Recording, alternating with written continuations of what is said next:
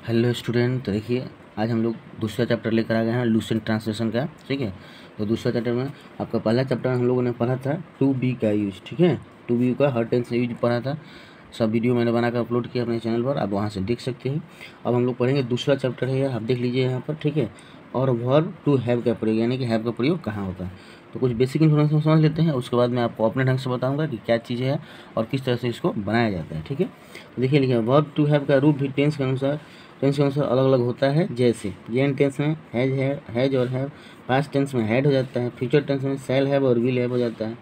उसके बाद past participle में आपका हैड हो जाता है, प्रेजेंट पार्टिसिपल में आपका जो है वो हैविंग हो जाता है। ठीक है, तो ये बहुत थोड़ा सा कंफ्यूज करेगा। मैं सबसे आसान भाषा में समझाता हूँ कि कैसे इसका यूज होता है। आप देखिए यहाँ लिखा गया है आपका कि यूज ऑफ हैज और हैव। ठीक है, पहले प्रेजेंट में हम लोग देखेंगे, उसके बाद में पास्ट में देखेंगे।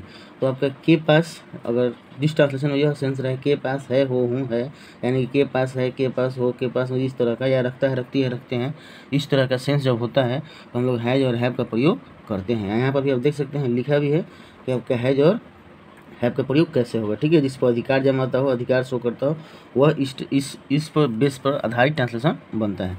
अब आता है कि ऑब्लिक हो गया हैज और हैव, तो हैज कहाँ होगा और हैव कहाँ होगा, आप सभी जानते हैं। ठीक है, तो सिंगुलर के साथ जो होगा वो आपका हैज होता है और प्लूरल के साथ हैव होता है, सिर्फ आई को छोड़कर। ठीक, तो पीछे मैं आपको बता देता हूँ अपने अच्छे ढंग से यहाँ पर कहाँ हैज होगा और कहाँ हैव होगा।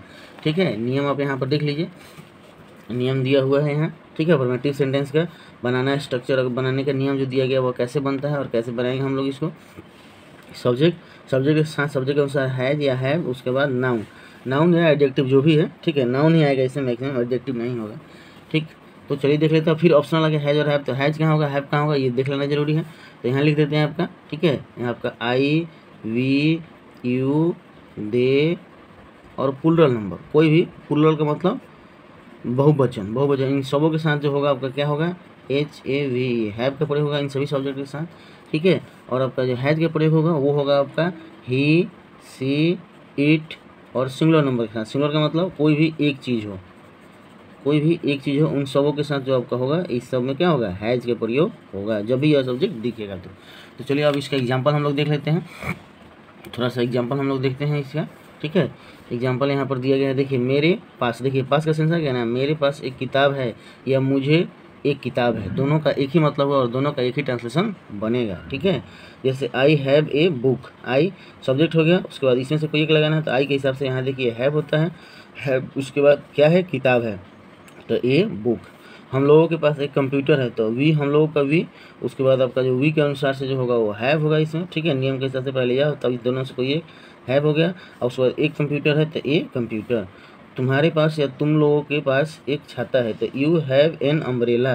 ठीक है, यू उसके बाद इसके साथ हैव, उसके बाद आपका जो होगा अम्ब्रेला। और देखेंगे कुछ एग्जाम्पल, उसके पास 3 गाय है। अब यहाँ पर उसके का हीज इंग्लिश नहीं लिखेंगे, तुम्हारे का इंग्लिश योर नहीं लिखेंगे। ठीक है, उसके और तुम्हारे का इंग्लिश हीज, योर, हर, ये सब कब होता है, यही वर्ड जब सेंटेंस के बीचों बीच रहता है कहीं, ठीक है, या नाउन के पहले जब रहता है, तब हम लोग इसका इंग्लिश आपका योर लिखेंगे, हिज लिखेंगे। लेकिन जब शुरू में आ गया तो इसका इंग्लिश जो है वह नॉमिनेटिव केस में वही होता है, मतलब तुमसे तुम्हारा हुआ तो तुम का इंग्लिश लिखाएगा, वह से उसका हुआ या उसके हुआ तो आपका ही का इंग्लिश लिखाएगा। जैसे यहाँ पर आपने देखा ही या सी, उसके पास 3 गाय हैं तो सी और ही हैज दोनों में दे दिया है। सी या है, यहाँ ही और सी इसलिए दिया है क्योंकि यहाँ क्लियर नहीं किया है कि जिसके पास गाय है वो क्या है, ही है, किसी है, लड़का है या लड़की है, इसलिए ही और सी दोनों दिया है। ठीक है, तो ही या सी, उसके बाद हैज और 3 काउज। ठीक है, गाय को एक पूँछ होती है, तो गाय को एक पूँछ होती है या गाय के पास एक पूँछ होता है या गाय एक पूँछ रखती है, सबका मतलब एक ही है, तो को का इंग्लिश कोई आवश्यकता नहीं है। ठीक है, गाय का हो जाएगा एक काउ, उसके बाद हैज ए टेल। ठीक है, आदमी को 2 हाथ होते हैं, तो ए मैन हैज़ 2 हैंड्स। ठीक है, राम के पास एक हाथी है या राम एक हाथी रखता है, तो राम हैज, राम एक आदमी की बात हो रही है सिंगुलर का, तो राम उसके साथ हैज और एन एलिफेंट।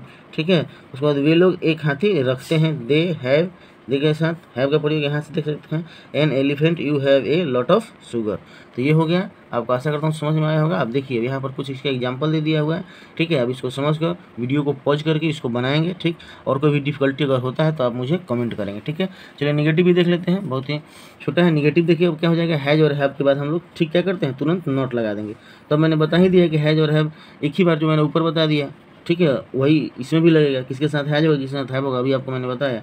इसके ठीक बाद नॉट लगा देंगे हम लोग। ठीक है, और उसके बाद आपका यह बन जाएगा। जैसे देखिए मेरे पास कंप्यूटर नहीं है तो आई हैव, और हैव के बाद नॉट ए कंप्यूटर। उसके पास पुस्तकें नहीं हैं, ही और सी हैज़ नो बुक्स, ठीक है। उसके बाद देखिए यहाँ नॉट है और नो लिखा है, ठीक। जब यहाँ पर ए न लगा रहे, ठीक है, या संख्या न दिया रहे, समझिए कि ठीक, जब एक सिंगुलर हो यहाँ पर तो आपका, या काउंटेबल नाउन यहाँ पर जब हो तो हम लोग नॉट लगाते हैं, और जब यहाँ संख्या न दिया हो, प्लूरल हो या अनकाउंटेबल नाउन हो तो हम लोग नो लगाते हैं। यही दोनों में अंतर है बस। हम लोगों के पास पुरानी किताबें नहीं है, we have not an old book, ठीक है। उसके बाद हो गया आपका सीता के पास पुरानी कलमें नहीं है तो Sita has no old pen. और तुम्हारे पास एक बोरा नमक नहीं है तो you have not a bag of salt, ठीक है। एक बोरा नमक का एक बैग ऑफ साल्ट, ठीक है। अब इसका हम लोग इंटेरोगेटिव भी देख ही लेते हैं, बहुत ही आसान है, बनाने में आपको दिक्कतें नहीं होंगी। देखिए इंटेरोगेटिव में क्या हो जाएगा, अब हैज और हैव जो है वो बाहर आ जाएगा, यानी कि पहले यहाँ रहा करता था और बाहर आ गया यहाँ रहेगा, ठीक है। क्या शुरू क्या लगा रहेगा शुरू में, तो ऐसा ही होगा। जैसे देखिए क्या उससे घर है, यानी कि उसके पास एक घर है, क्या इंग्लिश हो जाएगा ही हैज ए हाउस। लेकिन क्या उससे घर है या उसके पास घर है, क्या हो जाएगा, हैज बाहर निकल देंगे, हैज ये हाउस। क्या महिलाओं की साड़ियाँ हैं तो लेडीज महिलाओं का, और साड़ियाँ तो हैव साड़ीज, ठीक है। क्या चपरासी को एक पोशाक है तो हैज द प्यून, चपरासी का इंग्लिश, और ए यूनिफॉर्म, ठीक है। अगर नहीं समझ में आता आपको बनाने के लिए तब इसका बनेगा, चपरासी को एक पोशाक है तो the peon has a uniform, a uniform हो जाएगा, और हैज को बाहर निकाल दीजिए, ठीक है। क्या उससे सिरदर्द है तो हैज ही ए हेडेक। क्या गधों के सींग होते हैं, हैव एसेस हॉर्न्स, ठीक है। ये आपको अगर सटी बनाएंगे क्या नहीं रहेगा तो ये हैव यहाँ होगा, और जब क्या शुरू में आ गया तो ऐसा हो गया। क्या बच्चों के पास मिठाइयाँ हैं, हैव द चिल्ड्रन स्वीट्स, तो बच्चों के हिसाब से यहाँ पर हैव होगा, यहाँ घोड़ों के हिसाब से हैव होगा, ही के हिसाब से हैज होगा, द प्यून के हिसाब से हैज होगा, लेडीज के हिसाब से हैव होगा, ठीक है। तो मैंने आपका यूज ऑफ हैज और हैव बता दिया, अफर्मेटिव नेगेटिव इंट्रोगेटिव सभी बता दिया। आशा करता हूँ कि आपको वीडियो जो है वो पसंद आया होगा, आपको जानकारी में बहुत ही यह लाभप्रद होगा, ठीक है। वीडियो अच्छा लगे तो चैनल को सब्सक्राइब करें, लाइक करें और दोस्तों को शेयर करें। Thank you.